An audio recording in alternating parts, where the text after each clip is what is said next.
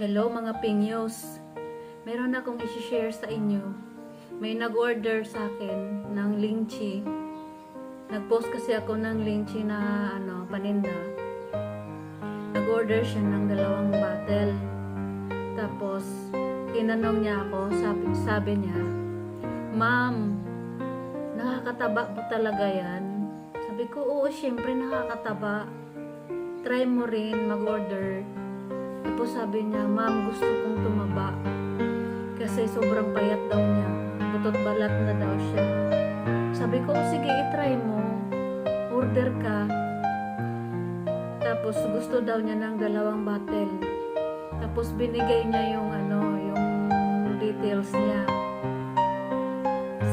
Tapos tinanong pa niya sa akin. Sabi niya, "Ma'am, ilang days bago matanggap?"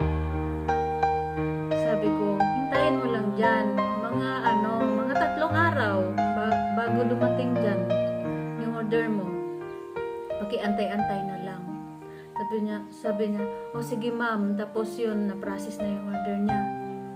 Tapos, kinabukasan, binigay ko sa kanya yung tracking number niya. Sabi ko, "Sir, ito na po yung tracking number mo ha. Napadala na yung order mo." Tapos sabi niya, "Ma'am, thank you so much ma'am. Siguro tataba na ako nito." Tapos, pagka kinabukasan ulit, nag-message ako. Sabi ko, "Sir, i-update kita sir ha.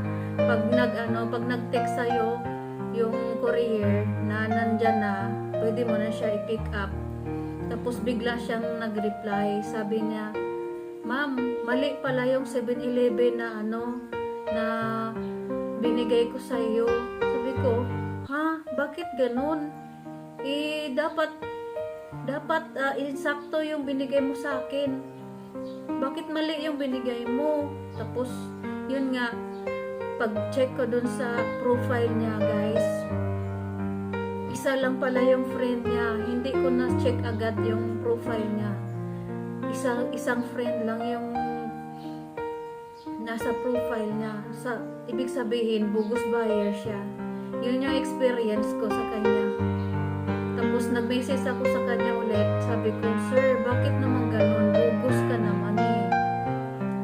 Tinignan ko yung profile mo, isang friend mo lang. So, ba't naman ganun? Mangluloko ka ng kapwa mo. Sa ganyang paraan, manluloko ka ng kapwa mo. Alam mo ba yung effort namin na mag-send yan, yung supplier na mag-send ng order mo? Mainit, ulan, lamig. Sinusugapa niya yun para lang ma-send yung order mo, tapos ganyan."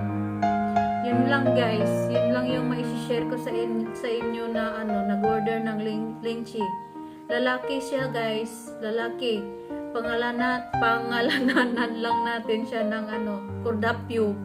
Si Cordapio guys, hindi maganda yung ugali niya, hindi ko nagustuhan. O sige guys, hanggang dito na lang. Magandang araw.